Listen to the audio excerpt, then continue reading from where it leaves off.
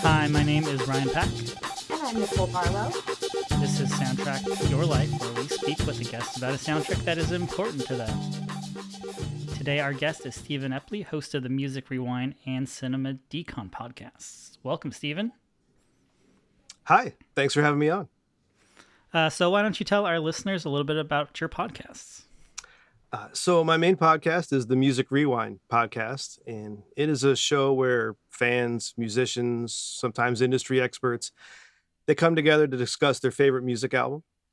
Each episode features a guest where they bring a album to the table that is special to them, and they talk about why it holds a special place in their heart, how they discovered it, and the stories behind it.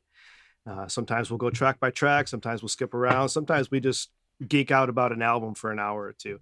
And it's really a good time. And it's brought me a lot of new perspective on albums that I may have passed over or just kind of not even given a second thought to. It's really kind of cool.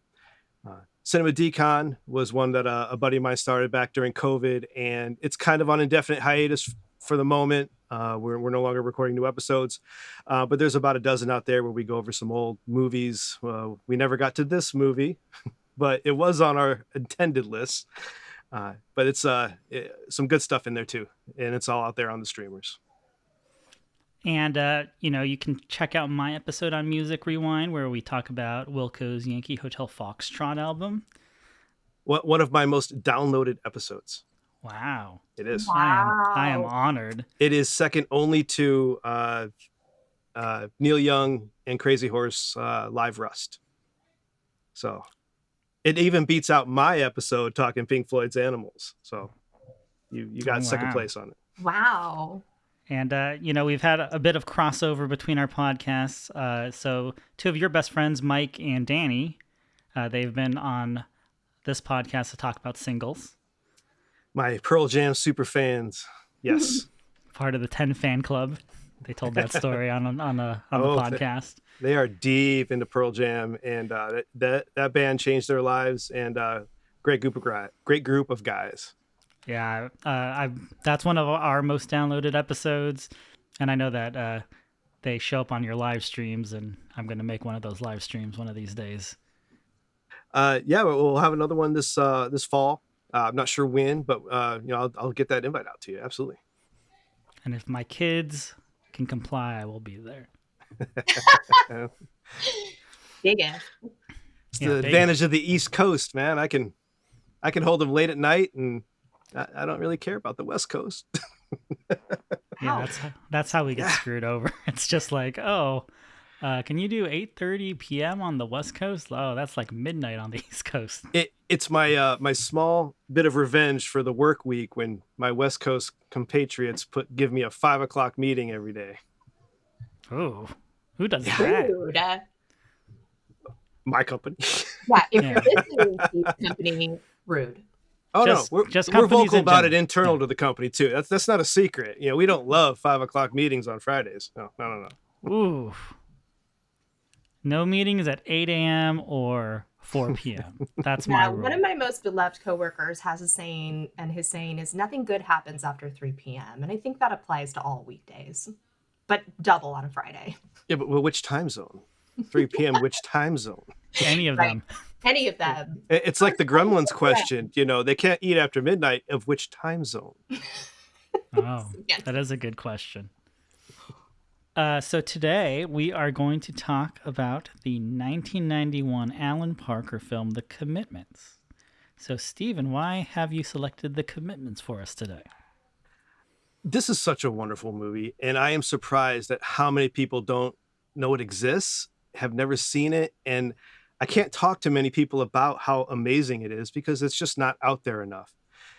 And surprising to me because it won BAFTA awards. It's just all in that time frame, that snapshot in time of the early 90s. It was briefly everywhere, and then it just disappeared. It's got a cult following, I know now, and I'm happy to be a part of it. But I personally discovered it by accident. I was actually at my uncle's house, and there was nothing for me as a kid at 11 years old to do. 11, 12 years old. All the adults were off doing adult things, and I was just there by myself, the only kid in the house. But I had a TV, and my uncle, bless him, he had HBO. Yeah. HBO uncle for the win. We only had HBO during those free previews. And so when at the uncle's house, he had the paid subscription. So lo and behold, this, randomly, 8, 9 o'clock at night, this movie comes on and there's not much else to watch. So I watched The Commitments, and in all its full dialogue glory, me at, 11, 12 years old, however, whatever age I was, because I don't know how long it stayed in theaters and then went to HBO. So whatever that timeline is, it blew my mind. The music, number one, the music is just so good. And that is the story of how this band is put together, how this band falls apart, and the magical music they make in between. It's really cool how they did it. And then the more I find out as an adult about the filmmaking of it, how they auditioned everybody. Every time I see an article on this, I have to read it. And it wasn't just the music, though. It was this vision of a land and an environment and a group of people I knew nothing about. I was raised in Northern Illinois, rural, out in the middle of nowhere. I knew nothing about inner city Dublin, Ireland. Nothing. All I really knew was U2 exists, and there's that one Sinead O'Connor song, and not to be rude, but Leprechauns. I knew nothing about Ireland at all. Yeah, I mean, in 1991, you're 10 or 11. We were too. What do you know about Dublin? Yeah, like Guinness. Probably very little. Yeah, I didn't know anything about it. And then here's there's these street markets. There's the dialogue that goes back and forth. The photo shoot. He's like, "You'll look better over here." He's like, "I'm after Urban Decay." It's like it's brilliant, and it all works so well. I mean, and I also didn't know anything about the filmmaker, Alan Parker. I didn't know anything about The Wall at that point. That would come much later in my life, but it all came together so well. And it didn't hit me till later in life that it really kind of mirrors another important movie in my life, which is The Blues Brothers. Oh, yeah. I'm from Northern Illinois. The Blues Brothers were heavily played, in around in my house. Sure. And I mean, it's a kind of similar story of, putting a band together, making amazing music, and it all falling apart very quickly. There's a lot of parallels there. Sure. And for a movie that people don't really know it exists, the soundtrack did extremely well. So it ended up peaking at number 8 on the Billboard charts, which is pretty good for a movie that nobody knows exists. And then it was so successful, they did a second volume for the soundtrack. I have listened to both volumes, and aside from like maybe 2 or 3 tracks on volume 2, not as big a fan as volume 2. It's a lot more studio sounding, whereas that first one, there's a lot of those key moments from the movie are very closely replicated on the soundtrack. Right. Yeah, and we have covered Alan Parker on the podcast before. He is also the director of Midnight Express, which has that amazing Giorgio Moroder score. So he is and like you said, he did The Wall as well. And I have Fame. a funny and Fame. I have a really funny quote from him about The Wall and this movie. But he is no stranger to music, and right. I think that shows. And I read that the music sounds so good in this movie because they recorded a lot of it live. Yeah, I read that they did some sort of out of phase thing where they were able to play out of phase in the background, the live backing track, so that they could record the vocals live, and then so there's no like resyncing or trying to get those nicely edited shots of mouthing the right words. You can have an extreme close up of Deco in all his facial movements, and you feel that emotion, and man, that dude can sing. That dude can sing. Like, I was genuinely shocked because I think we have to confess for the audience and to you, Steve, that we had never seen this film before. It's impossible to stream right now, and so we had to watch it on YouTube with French subtitles, which is really interesting when you're trying to follow like really thick Irish accents via like French subtitles. But that guy can sing, and everyone in the band is great. And so you're kind of anticipating everything falling apart, but it doesn't fall apart in the way that you expect it to. It actually falls together, and they have this beautiful, brief, shining, wonderful moment where they are truly like a great soul band. And it caught me off guard, having never seen it before. Well, and so I've obviously owned the movie for quite a while, and I did the Voodoo thing many moons ago, where you could like convert a DVD to put it in your streaming library for $1. And so I've had it in my Voodoo library for years. And then when we put this on the schedule, finally, after many years trying, I went to watch it again, and I'm like, where the hell is The Commitments? Where's my movie? And it was just gone. And so I went to, like Just Watch the app and like, where can I stream The Commitments? And it's nowhere. I was just like, oh man. So I did watch the French subtitled one for convenience on YouTube. But then I did break out the DVD and watched it several more times because it's just so damn good. But lesson learned, buy physical media, everybody. They can take away those digital versions on a whim. Yep, this is the part where we get on our soapbox about physical media, because this is an important film with an important soundtrack. It is something that deserves preservation. If you haven't seen this film and you're happening upon this because you listen to Soundtrack Your Life, please watch it. It is charming, wonderful, feels really fresh even today, and has some really great performances. Deco, who is the lead singer, is sort of this cross between like Joe Cocker and Van Morrison, like he's just this very like incredible and Barney from presence. The Simpsons. Right.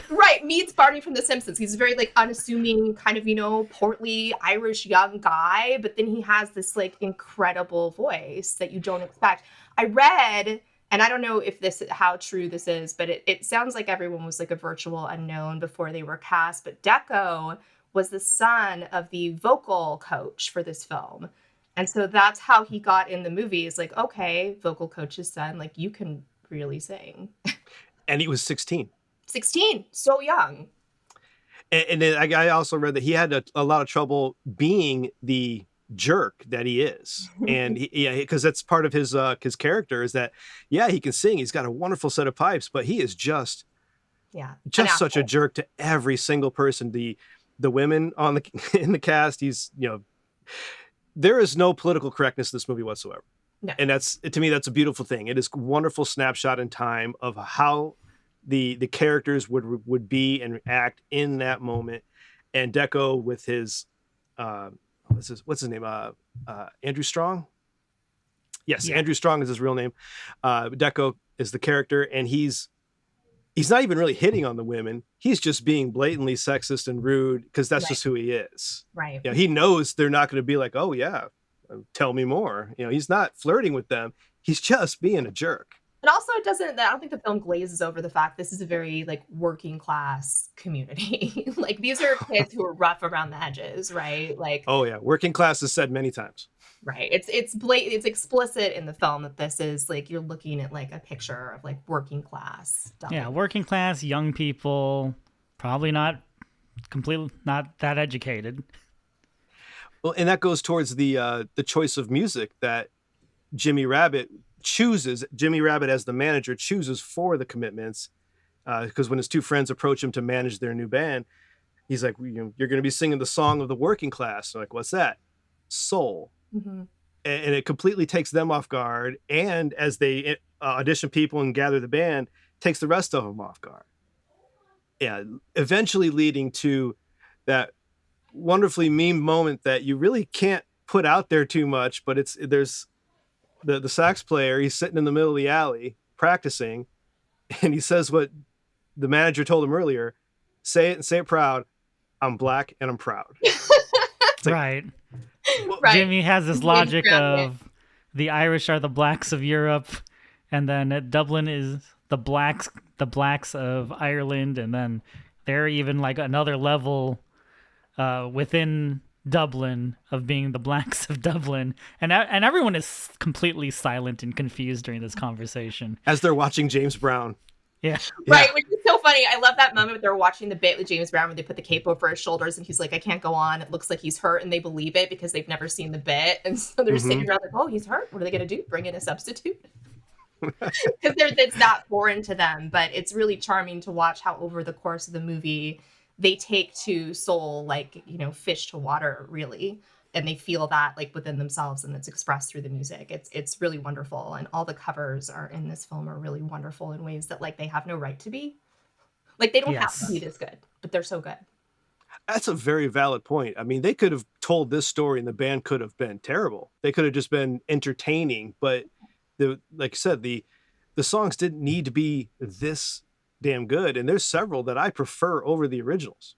That cover that they do of Dark End of the Street, and it's sort of like in the middle of the film where you kind of realize that they've gelled as a band and they're starting to have an impact on people, and they pan to the crowd and there's like tears in their eyes. Like you feel that too. That's a wonderful song that has a lot of great covers, but I feel like this one now ranks like really high on my list of like, that's a great cover of that song. It's so affecting. It really is. And, it's also though that concert is when you start to see things the pieces starting to fall apart, because he even introduces that one. This is one for my fans. You know. Right. There's a real push-pull between like what's happening on stage and what's happening backstage. Like they're disintegrating backstage. They're fighting. Jimmy Lips is like trying to get with like every single female singer successfully. Jimmy Lips. Let's just talk about Jimmy Lips. Jimmy the Lips Fagan. Such a wonderful character. He's like quoting scripture. Yeah. And saying that God sent him to save the soul of Dublin and bring soul back to the working class. And he's just so odd. You can't tell if his stories are true or not, because we'll get to the epilogue later. But he's got this very strange mother who seems a little bit out of it. Yep. But then he's claiming to like play on the Beatles, All There Is Love, or All You Need Is Love, and all these other greats. I played with B.B. King. I played with Wilson Pickett. They seem so outlandish, right? But yet there's like grains of truth in them as things roll along, because his name's on the cover of the one album they're looking at. He's obviously can play. He helps guide the band as a kind of a musical mentor to several of them and getting them in the rehearsals and stuff. So he's got the talent and he's got the experience, but then these stories are so outlandish, and then there's the epilogue. So you don't really know what's true or what's not with Jimmy. Right. And he kind of comes out of nowhere too, like out of the clear blue sky on this like 150cc Suzuki. You know, and he's so much older than everyone in the band. So there is a sense that he's like, that he is kind of like descended from some other place to like deliver the good news, to deliver a message, and to like talk about souls. It's a really interesting way his character gets introduced in a really great way. He is consistently fascinating. And then, yeah, like you said, the epilogue. And I wish he could be a little bit more helpful to Jimmy. I mean, you know, yeah. I'm sorry you doubt me, Brother Rabbit, but he wouldn't doubt you if you would tell him a few more things. Right. You know, communicate a little more and there would be less doubt. I mean, well, communication is like the heart of why this whole band can't work. breaks apart. I mean, yeah, no, completely. And there's something really funny too. Like it's obvious funny, but their band name that they settle on is the Commitments, and they break up in like a week. It's just so great to me. One thing I think this movie is missing is, I think, a time jump, because it does feel like you said, like they break up within a week. I feel that they should have done something to have, you know, they've been playing for 3 or 4 months together, a little bit of time, a montage, something, because it does seem rather quick. Yeah. That they all kind of fall apart. You know, why did they get on each other's nerves? If Jimmy was banging all 3 girls in succession, I mean, that's a busy dude for like 3 weeks there. Yeah, well, right. So that is something in the movie that you don't quite track, but you do believe it's like a meteoric, like, you know, whatever, local rise to success. The only band that has that broke up faster is Love Burger from Can't Hardly Wait. Totally, second only to Love Burger. Great episode, by the way. I listened to that this morning. Oh, thank you. Awesome. Thank you. But Steve, maybe you can settle something for me too that's also not totally clear because we're watching this in hindsight, but the novel is set in, I think, 1986, but this movie came out in 91. I think where the setting is 86. Is that correct? Are we like mid 80s? I always assumed the setting was the time it was released. So we were looking at or time it was filmed. So you're looking at 89, 90 Dublin. Because they mentioned Sinead. They mentioned, you know what, you're right. They mentioned Sinead. You know what threw me? There's this little like montage of them auditioning band members, and one of the band members comes in like dressed like Morrissey and starts singing a little bit of like Heaven Knows I'm Miserable Now. I think that threw me a tiny bit. And then Brother Rabbit just looks and he's like, yeah, I know how you feel. Like, I'm miserable with this audition too. Great montage. Yeah, and that, let's talk about that audition scene. So that once there's a newspaper that says, do you have soul?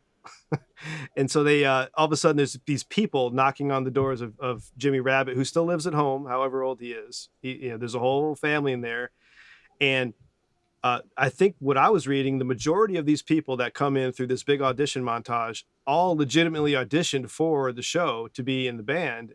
And, they didn't make the band, obviously, but they did make the audition thing. And there's so many different flavors of people. Some get thrown away at the door. My personal favorite is the guys in the bathroom singing a song like Elvis is a Cajun. Oh, yeah. And the dad is really upset about this because he's this like mega Elvis fan, and he has like a picture of Elvis over a picture of the Pope. And he's hanging on Jimmy the Lips' every word about his Elvis story. Oh, and when Elvis threw up in his trumpet. When Elvis's father threw up in his trumpet. Oh, that's right. Because then Elvis took the trumpet, cleaned it off, and said, "Pardon my father," or something. Yeah, and Jimmy's dad is just like, you can tell he is engrossed in the story. Yeah, and he asks him, in your opinion, would Elvis ever do drugs? He's Jimmy the Lips is like, never saw drugs at Graceland. Never. Which is another reason why you're like, I don't know if he's actually ever met him. Like, obviously he's telling tales if he's not going to cop to drugs at Graceland. And then one other thing with all the musicians in there, I guess the bulk of the cores that went on to a successful career were like his sisters, and then there was another guy somewhere in the movie. I don't know. I couldn't tell you. I couldn't pick the cores out of a lineup personally, but I know they were successful, and shortly after this movie.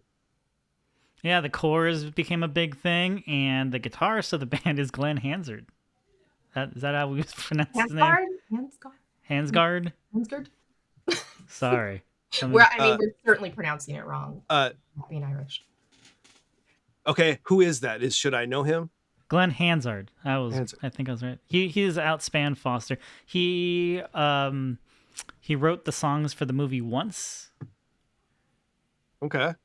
And he's won some Grammys and I think he's been nominated for Oscars. So yeah, so he is a pretty successful like working musician. He was also the lead singer, I think, for a band called The Frames for a while. And then Swell Season, right? Swell Season. So he has a little bit of like, I think, indie music credibility. He's sort of been a staple fixture in that scene for a long time. I did read that he was like, because this was a really big movie in the early 90s, he was like, it actually kind of hurt my career because I felt like it overshadowed like the band that I was in. Everybody wanted to talk about the Commitments. They didn't want to talk about the band I was in.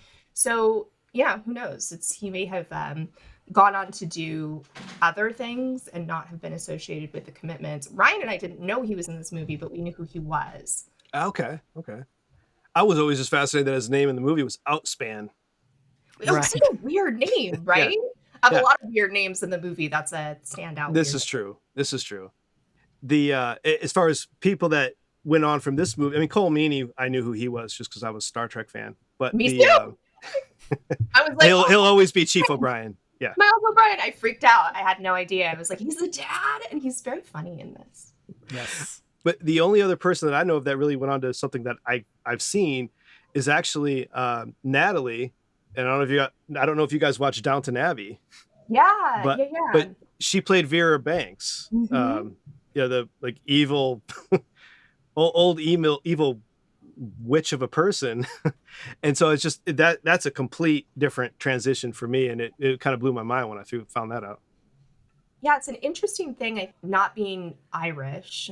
I think some of these folks went on to second acts after the Commitments where they were pretty big in their home country. I know the actor who played Brother Rabbit had some hit songs after the movie came out. He is like a fairly successful singer-songwriter there, but not so much here. So he didn't go on, I think, to act a lot, but he did have a music career after this. He does have some songs on the soundtrack and some non-diegetic ones in the movie itself, Treat Her Right over the credits and stuff. So there's he's good.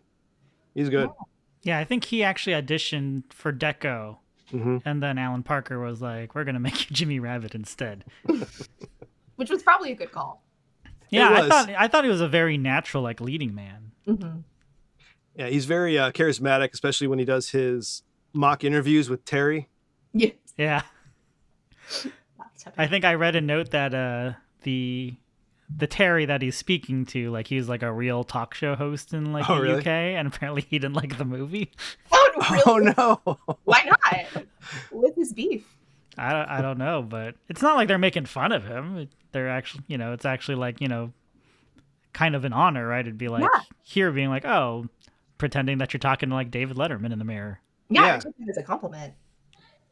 Yeah, absolutely. I mean, I just assumed it was a name he picked out of the air. I didn't know there was a real person there. But yeah, I always enjoyed those. And even in the house, he has no shame on it. Yeah, he's like in the bathtub. Yeah, I'm being interviewed. Yeah, one kind of refreshing thing is like, I thought the dad was going to be like totally against what he's doing and like kind of being the bad guy of the movie. Dad vibes, yeah. Yeah, but he's kind of like, okay, like, why aren't you, I think he's like asking about Elvis at the beginning because he's obviously the Elvis mega fan, but he shows up to the shows like it's not like he's not really there to like provide any sort of conflict. There is no real conflict in this movie other than people having, fights with each other. Except within the band. I mean, there's some of that, but there's no real like rising tension. Like it's not a very traditional structure, I guess, in that way. It's very pleasant to watch.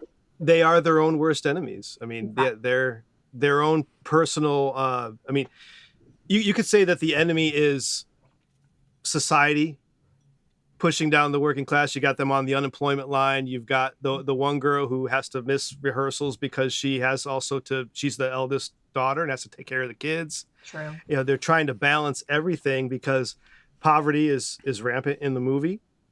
Like we mentioned earlier with the, I'm after urban decay. Urban decay is all around them. And that eventually kind of crushes all of them, at least in the band. They all go on to do their own separate things, but the band itself doesn't survive that. That's a great point, Steve. And I think there's something the movie kind of subtly does where they're trying to talk about, rising above your circumstances and how sometimes your circumstances tend to be a little bit inescapable. Your destiny is your destiny in some respects.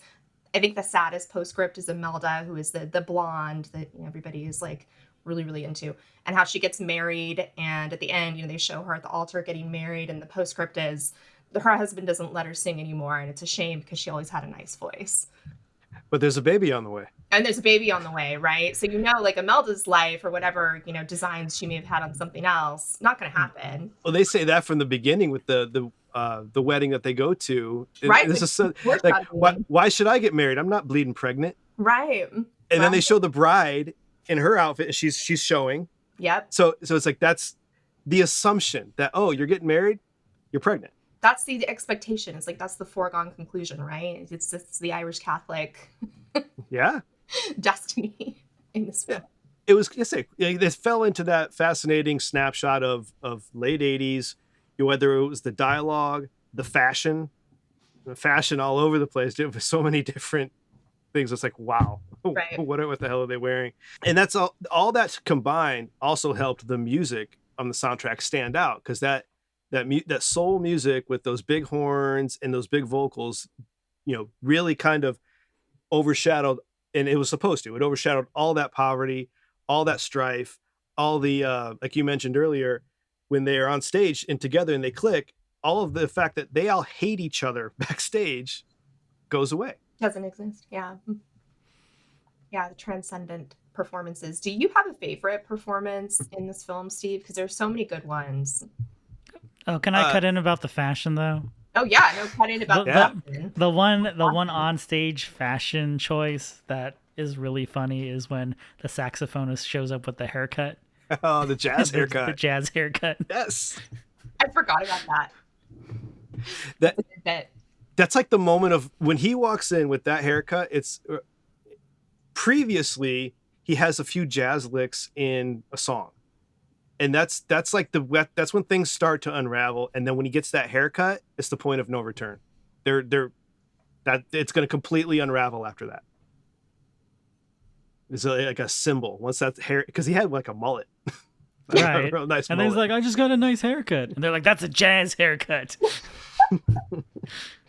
It's like something I have to start stealing. It's going to randomly accuse people of having a jazz haircut. As far as the top performances, I mean, you did mention Dark End of the Street, which is just phenomenal. And I'm kind of torn because there's a favorite scene versus a favorite song. Sure. Favorite scene, I love it when Steven's playing A Whiter Shade of Pale on the organ in the church. Isn't it so good? I love it. It's beautiful. And they got the two of them singing lyrics, sometimes wrong lyrics together. And then you got the priest walks up behind them when they're talking about the 17 Vestal Virgins in the song. It's quite a peculiar lyric. Yeah, right. It's like, I don't really get that one either. But yeah, if you look at the lyrics of that song from Procol Harum, it's gobbledygook craziness. So it's supposed to be. Yeah, but proud. You really can't go wrong with Try a Little Tenderness. You really can't. In any film, in any given film, I feel like it's always a welcome inclusion, but this one really hits. It's got such a beautiful intro. The line, the whisper of Fandango, which calls back to Procol Harum. Yep. And Whiter Shade of Pale. But that slow intro, which is longer, I believe, than most versions, and then the whole band kicks in. I wish that they had the version of the epilogue, because at the very end of the movie, there's another version of Try a Little Tenderness that has this long piano that gradually builds up. It's as Jimmy Rabbit's given his final interview with Terry, giving an update on everybody. And then all you got to do is Try a Little Tenderness kicks in right as the end credits hit. And I wish that version was available, but I can't find it anywhere. It's not on either of the two soundtracks. That's frustrating. Yeah. If anybody out there has it, please let me know. Send it over. Send it to Steve. Without the dialogue on top. I just want the song. And we covered Pretty in Pink, which also has a scene with Try a Little Tenderness, the actual Otis Redding version. And I know a lot of people love that scene, but I feel like it's too long in Pretty in Pink. Oh, see, I think it's perfect because I love that song, and I think I'm blanking on the actor's name, but I think Ducky really sells it. John Cryer, thank you. He does sell it, but it's like, for me, a little too long. So I prefer it in this context where like you're watching a band play it, so it doesn't, it's just like, oh, is he still miming to this song? Well, I definitely cringe less, in this movie than I do for poor, ill-fated Ducky. I also do though Mr. Pitiful towards the beginning. That's a really a fun one. Mm-hmm. The lesser on the female-led songs. Not that they're bad, but I just really like Deco's singing or Andrew Strong singing. But I do like that version of Destination Anywhere also that plays at several points in the movie in the background. It's a fun song that other than this movie I've never heard before. I've never heard any other version of that. Yeah, and so the band is designed to, be a little bit chaotic at first, and then they kind of come together. So they made sure they casted like legitimate musicians, because it's easier to have someone fake being bad than have someone fake being good. True. It's a great strategy. It's a great strategy. Everyone's very competent. The one person who doesn't actually play, though, and I was so disappointed to learn this, it's Joey the Lips. He doesn't actually play, but Alan Parker, I guess, originally wanted to land Van Morrison for that role. Yep.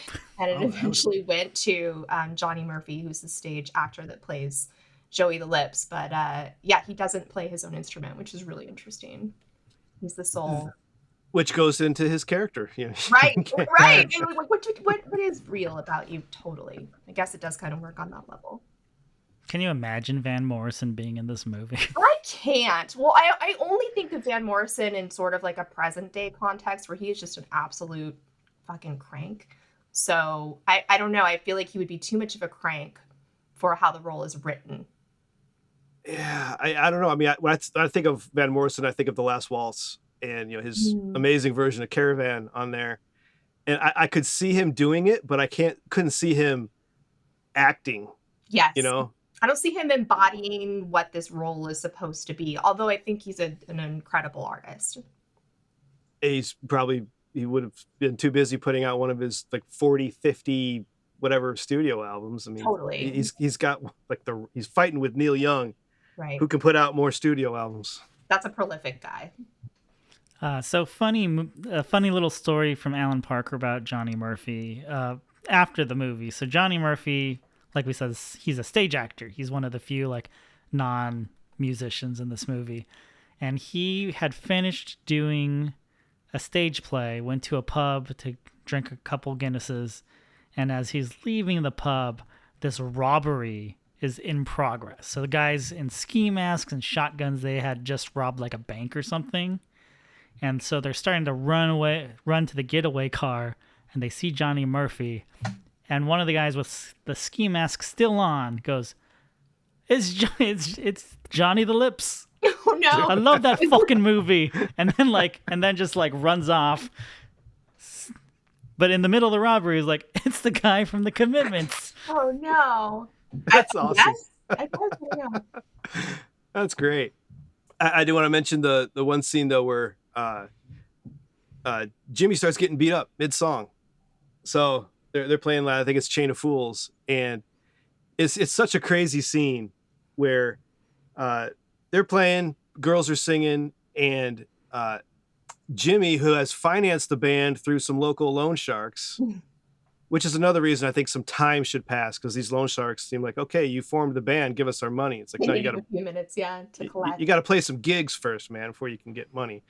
But anyway, they start roughing up Jimmy, and the drummer, Michael Wallace, who's a little bit on the insane side. Yeah, he's watching from the background. He sees him. Then as soon as someone finally hits Jimmy, he throws down his drumsticks, rushes through the crowd, and just beats the crap out of these like local mafia guys. While you hear Joey in the background saying, keep playing. So you got Steven playing piano, all while this brawl is happening. Then once that's taken care of, they go back to the stage.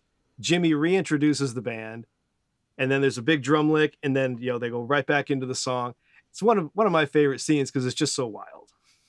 It is wild. And there are a couple different scenes, right, where they get interrupted by something. One of the bandmates gets electrocuted at some point, like on stage. Deco and the drummer start yelling at each other. Right. Like it's all very funny, the different ways they seem to find. It seems like everything was against them. I mean, right. They were just swimming upstream the entire movie. And even when the guy got electrocuted during the anti-heroin concert with an E on the end on the banner. Yeah. There's no E. There's only one E in heroin. Nobody here can spell. And they're like, I call back to that too. There's like another moment in the film where something is spelled wrong, and like Jimmy Rabbit corrects them. It's just so great. I love how thoroughly they build like this world and make you understand it. It's like you were saying, even like as a kid that has like no knowledge of this, like you're invested and you get it. It's really great filmmaking. Yeah, and I was watching this as a 12-year-old, and it was just blowing my mind. I had no idea this world existed, and I still love soul and jazz music to this day. To me, they mesh a little more than Jimmy Rabbit may think. But I do understand the difference, especially when you're jazz playing your own things, and in soul, it's more everybody in sync. But the little things that just kind of made no sense and they weren't supposed to, I'd say, like the funniness of heroin being misspelled, or the horse in the elevator. Oh God, I love that scene. So good. The reporter being both the horse crime reporter and the local music scene. Right.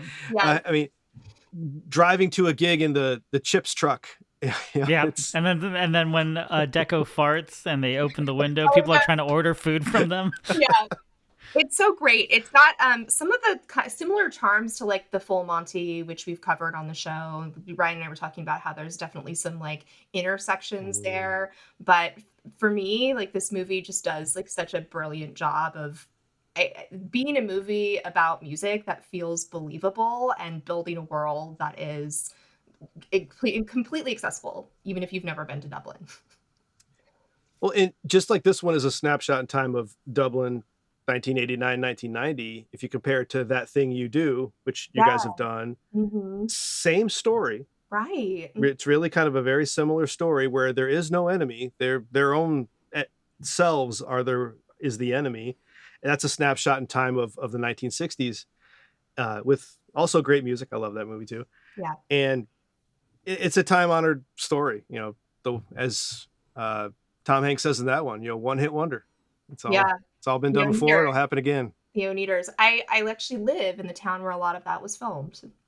I live in Old Town Orange here in California. So. You live where the Erie, PA stuff was filmed. I was going to say, do you live in Erie? No, it's weird, right? Because they used my little weird old town as a lot of the storefronts in that film. Oh, okay, that's cool. Like our local claim to fame. No big deal. No big deal. Tom Hanks is here. Let's put up 1,000 pictures and tributes to Tom Hanks. Yeah, I've had a milkshake at the soda fountain where you have at the beginning of the movie. Yeah, they have a picture that's autographed. They're very proud of it. Yeah, they are very proud. But I did wonder, how much That Thing You Do was influenced by this, because there are definitely similarities. I had the same thought as I was watching it for this episode. Once a movie I haven't seen yet, but I've heard that there's comparisons to Sing Street, but I haven't seen that yet. I've not seen that either. Because I believe that might be Ireland. Kids singing, if not UK, I'm not sure, but I've heard there's similarities. I mean, Glenn Hansard worked on that film as well. Oh, okay. Well, there you go. Wow. Okay. Dramatic similarity. There's a connection itself. Yeah. There it is. I mean, it's an island.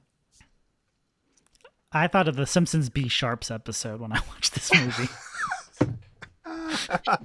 Good call too. The B Sharps. That's worth it for George Harrison looking up at the roof of Moe's. It's been done. It's a good week for Simpsons jokes. Right after the band breaks up, right as the band's breaking up, Jimmy's talking with a guy from Idiot Records, which I thought was a great name. Egypt as their Egypt. Yeah, as they say. For those that haven't watched the movie, to spoil it for you, right after they give the most kick-ass gig of their career, everything's nailed.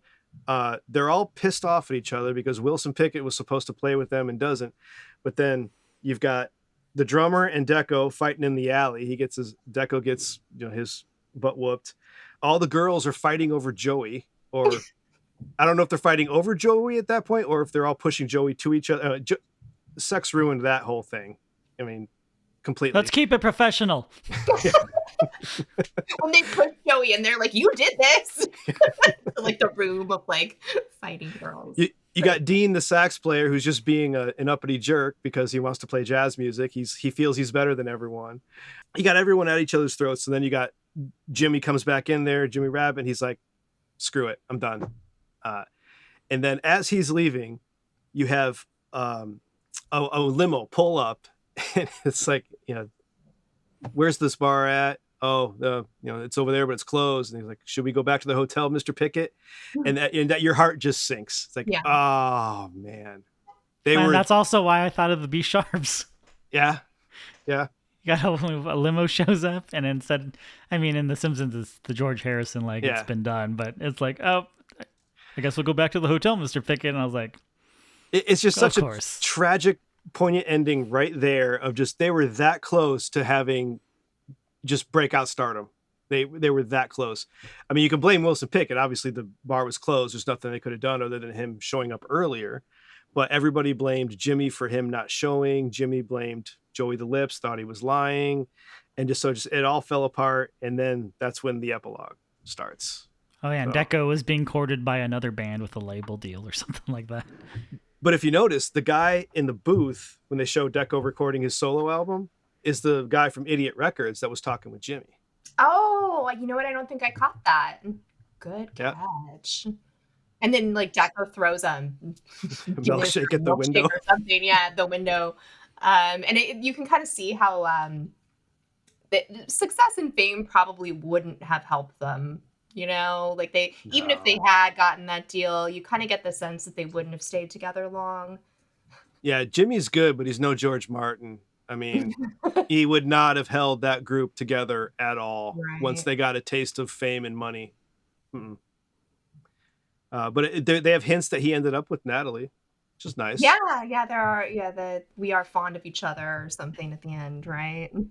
Which is kind of interesting to me because I thought he was going to end up with Imelda at the end of the movie because, you know, he sees her at the wedding and you can kind of see him pulling her away from her boyfriend at the time. So I thought there would be like a sort of, and, you know, he convinces her to like stay in the band and not go on that trip. Mm-hmm. He gets all excited when she returns. Yeah, so I was like, oh, so it's them. And then at the end, it's like, oh, him and Natalie. You know, she's the one that says, you know, if you weren't the manager, would you take me home with you? But I am the manager.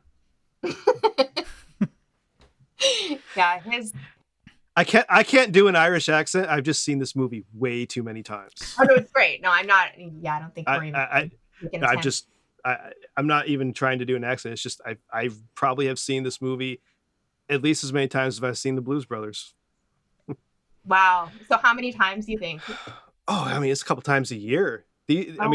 Just like you have albums you return to, this is one of the movies I return to. It's just one of my comfort movies. I just love watching it. Which sucks is that I can watch the Blues Brothers with my kids. I can watch That Thing You Do with my kids. I can't watch The Commitments with my 8 and 10-year-old. I can't. Yeah, a lot of second in this one. Yeah. Oh, not only the language, but I would have to explain so much. And I do realize the hypocrisy there because I saw it when I was 11/12. Yeah. But times have changed and I don't need these things repeated. Yeah, I mean, I myself was a latchkey kid who now has a kid, and I don't really want to repeat some of those same mistakes. Like, I don't need anybody watching Poltergeist. I watched Poltergeist when I was like 5. Nobody needs that. Yeah. I watched Nightmare on Elm Street when I was 5, and it ruined me too. It ruined me. Yeah, I remember like my sister had a boyfriend around that time. She's much, much older than I am. And the boyfriend came to the door in a Freddy Krueger mask, and I don't think I ever recovered. I still don't like horror, like to this day. So, double-edged sword of like being exposed to things young. I think it kind of makes you who you are in good ways and bad. When we were in the 80s, I had an older sister, 2 years older than me, but so I'm not sure what year it came out, but when the Goonies came out on VHS, my older cousin recommended to my parents, you should rent them Goonies. They'll love this. So they did, and we watched it, and it was very weird because you had these like, these creepy little, monster demons, climbing on toilets and stuff and killing people. And it's like, wow, why did Jennifer, recommend this? My parents picked up Ghoulies. Oh no! Oh, I was like, "Where is this going? Gremlins?" if you can remember the Ghoulies poster, it's a little ghoulie in a toilet, demon face thing. And I don't. Apparently they were right next to each other and they grabbed the wrong one, or blame the video guy behind the counter. I don't know. That's a classic story. Yeah. That's a blockbuster night. Amazing. So a couple of fun little soundtrack facts. So the person who helped kind of arrange these covers that the band would play, his name is Paul Bushnell. He was the bassist of a band called Edna Swap. Good name. I don't know. I've heard that band name a lot, but I've never heard their music. Irish band, obviously. And then the person who mixed it, his name is Kevin Killen, who did a ton of production, has Grammys for everyone from Shakira to David Bowie's Black Star. Ooh. Oh, nice. So there's a pretty good reason why the music in this movie is so good. Like, they found all the best Irish people to, you know, except for Sinead and U2, which they reference into this movie. I would assume it's all the different music bits is why it's no longer available. You know, streaming is, there's got to be a music rights thing in the background. Yeah. But you would think with a movie that is so beloved soundtrack wise, like usually they're pretty good at keeping those movies alive, like Singles or but it you know, another movie that we love that has kind of suffered a similar fate is Velvet Goldmine. Yeah. I don't know Almost that movie. impossible to find. Well, you see, again, like you probably don't know it because released in 1999. It's a movie by Todd Haynes, who, you know, huge director. And it is sort of the story, like a retelling, warped version of David Bowie in the 70s. Is sort of what you know about it. It's about glam rock. It's kind of his love letter to glam rock. But you can't find it because it's not available to stream anywhere. Stranger Than Fiction with Will Ferrell is another film that we've covered on this pod that you can't find anywhere. Really? So, yeah, it's wow. And it's really interesting to do this podcast and to realize there's so many recipes that we're just straight up losing. There are films that people need to know about, like The Commitments, that you should be able to readily find and you can't. And you're absolutely right, Ryan. I don't understand why something with this large a footprint and contribution, BAFTAs, Oscars, such an amazing soundtrack doesn't have more visibility. In my defense of that other movie, in '99, I was a private in the Army and I was pretty much off the grid. So, well, there you go. Hey, your excuse, like it's totally. Yeah, I missed out on an entire year of pop culture that year. So missing year, yeah. I mean, a lot of people, in fairness to you, that like definitely were not deployed in any way, like still have no idea what it is. Yeah. You know, it's kind of lost. But like The Commitments, beloved soundtrack. So they had all these covers done because David Bowie didn't want to have anything to do with this movie. So they had, I guess, kind of the stand-in for Bowie was like Roxy Music's music, but they put this super group together of like Tom York from Radiohead. I think it's Tom and Johnny, and then I think was it the drummer from like Television, and so they have this group doing the Roxy Music stuff. Then they have like Thurston Moore and Mike Watt, and basically like an indie rock supergroup doing the Iggy Pop songs. And then I think Shudder to Think wrote a couple of original songs. So a really cool soundtrack. Yeah. Christian Bale is in it. Ewan McGregor is in it. Toni Collette is in it. So it's actually got like a lot of actors that. Yeah, I'll just see if I can find that somewhere. Seek that out. Yeah. Yeah. It's on YouTube somewhere. On DVD, so. Possibly with German subtitles. Yeah, probably with German subtitles. But to get back to The Commitments did have a transfer over to the stage. I think it did briefly become a musical in London, if I'm not totally. I do think they did, and I wish someone would take that back up if it fell to the wayside. I think this would make a wonderful stage musical.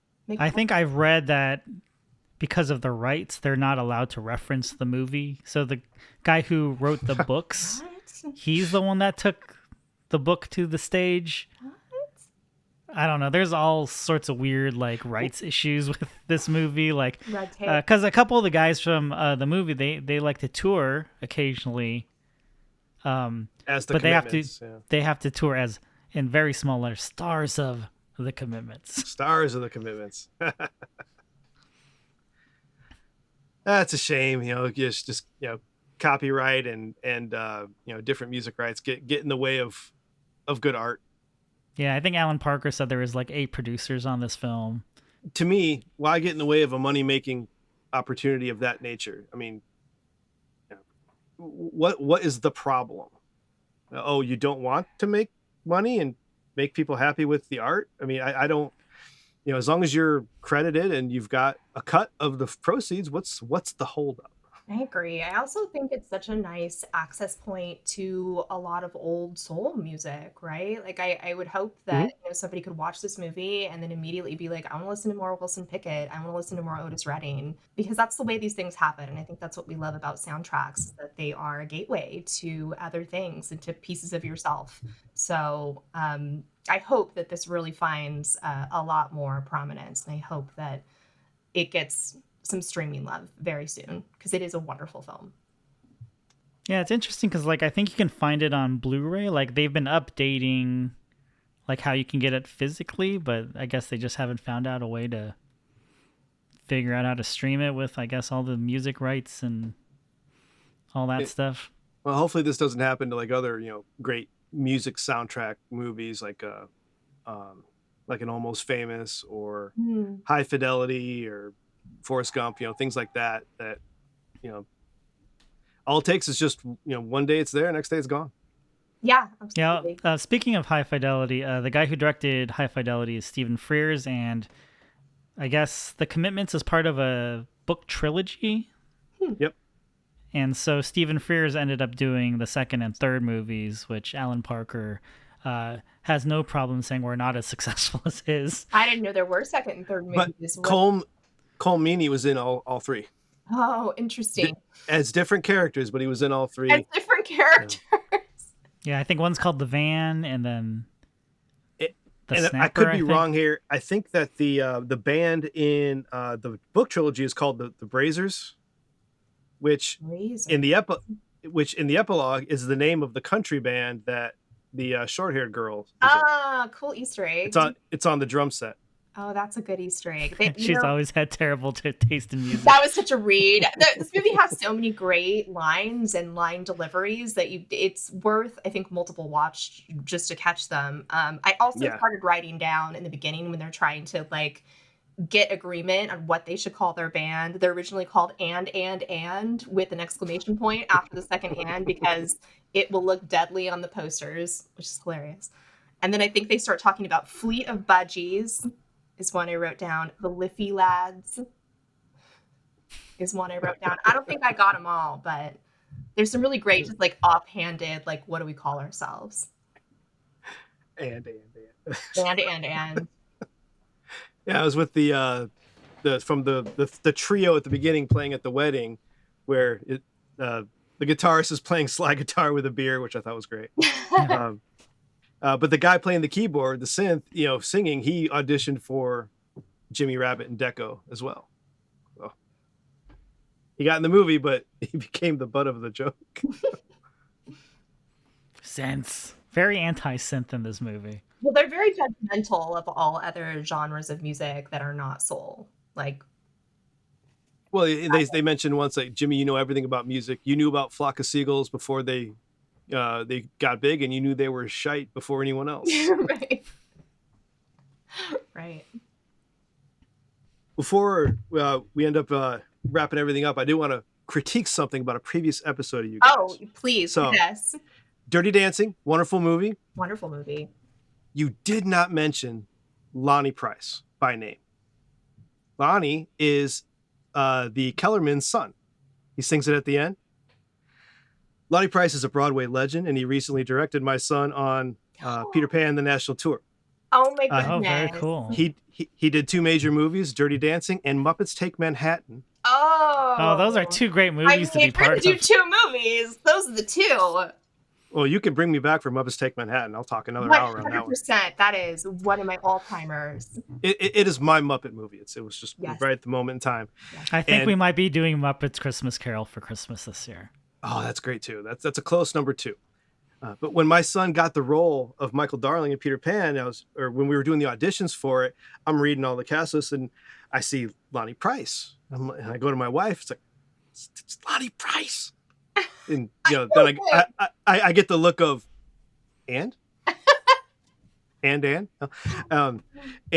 so I explained to her, and then once I said Muppets, she's like, oh my God. But yeah, he is a wonderful guy, and he has fond memories of those movies. I talked to him about it briefly, but I met him, and he mentored my son on Peter Pan.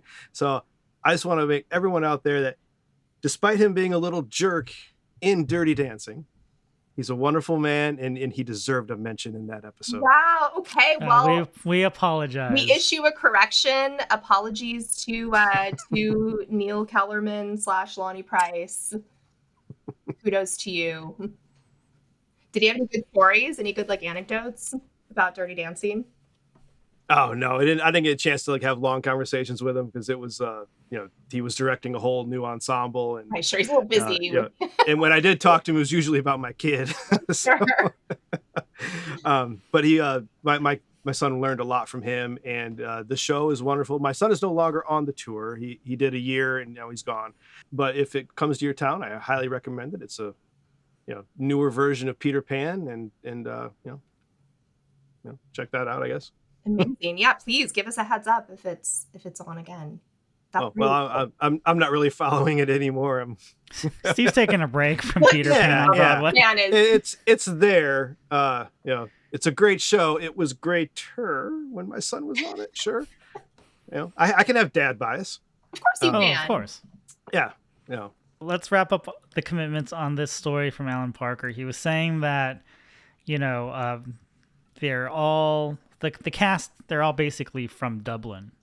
And he said, but they were impossible to track down. So this is 1989, no cell phones, no internet, really. And he would ask cast members hey, do you have an answering machine at home? And they would be like, yeah, my grandma. So I feel like a lot of the spunk that is in this movie is just naturally part of a lot of their personality. Yeah. And so it was almost impossible to get them together for rehearsals and stuff because they would call the house. Some people didn't have phones, and I think they had to get them early versions of cell phones to oh wow, hey, take this so we can tell you when to come to set. Oh, I love that. Like say they hired they hired musicians, and had to teach them how to act rather than hiring actors to teach them how to play. Which worked out quite well, but I can definitely see they didn't have to act. It's just their own personalities. The charms of this movie are very organic. You buy the whole bit from start to finish. It really doesn't feel like acting. You feel very immersed. It's very authentic. Very authentic in a way that most movies about bands and music kind of aren't. And it also, I think, to your point earlier, Steve, it's kind of nice that a lot of the recordings are live because they retain that same genuineness, and they don't have any of that weird late 80s early 90s production gloss on them, which is also cool. They're not dated in the same way. Yeah, and it allows them to throw them little lines in there as they're recording live, the intro of the song's playing and you'll hear the drummer, I'm gonna stick my drumstick where the where you don't want it, where you don't sing, the hole you don't sing out of. Those little lines can make it in there. Yeah. Well, thank you, Stephen, for making time to finally talk about this movie. Thanks for having me and being patient as our schedules finally synced up for this, because everyone needs to know about this movie. Yeah, I think it was worth the wait. Yes, it was such a pleasure. This is one of the best things that I've watched or rewatched for the pod this year. So thank you. It's a great pick. Appreciate it. Thank you. So why don't you tell our listeners about how they can find Music Rewind and kind of what's on tap for you for the rest of the year? So Music Rewind can be found basically at musicrewindpodcast.com or wherever you listen to your podcast. It's out there on all the streamers.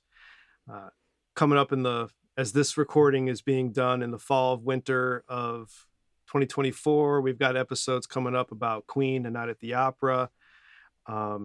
Yes. Tales from Topographic Oceans, fantastic album I'd never listened to before. Linkin Park, Hybrid Theory, a really, really cool episode called Songs of the Revolution. And there's a amateur historian that comes to the show and who does recreations of living history. And this is the album that gets him in the mode of the Revolutionary War. So really, really kind of neat album that obviously I had never heard of, but it's really a cool conversation. And then all that I'm going to close out my current season 4 doing a personal album to myself, which is Running on Empty from Jackson Browne, and take a break for a little bit after that. Oh, very cool. Well, you can find us on Instagram and Twitter at SoundtrackCast. We'll put your socials in as well, Stephen, cool. In our show notes. And then obviously, we've got the Patreon where we have bonus episodes. So, it was great having you on, Stephen. Remember, I've got an episode on Music Rewind, which you can check out on Wilco. Check out, Danny and Mike's episodes as well, as they're friends of the show as well. Yeah, they've done, Mike did Pearl Jam Versus and Led Zeppelin 3, and then Danny has done Sunny Day Real Estate's Diary and Nirvana's Nevermind. So pretty fantastic episodes, all of them. And then remember, if you can, check out Peter Pan on Broadway, or the Peter Pan Broadway show. You don't have to go to Broadway. You can if you want. We won't stop you. Or better yet, you can also go to on Instagram at Reed Epley Actor, and you can see whatever my son's doing next. Perfect. There's things on the horizon. Perfect. Thank you so much, Steve. All right, take care, guys. Thanks, Steve.